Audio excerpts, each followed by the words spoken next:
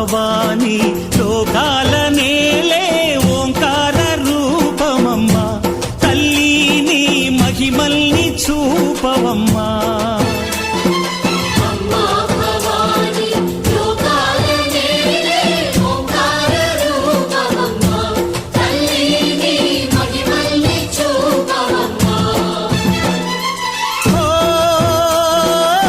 సృష్టికే దీపమా శక్తికే మూలమా సింహరథమే నీదమ్మా అమ్మ దుర్గమ్మ భక్తులను దీవించుమా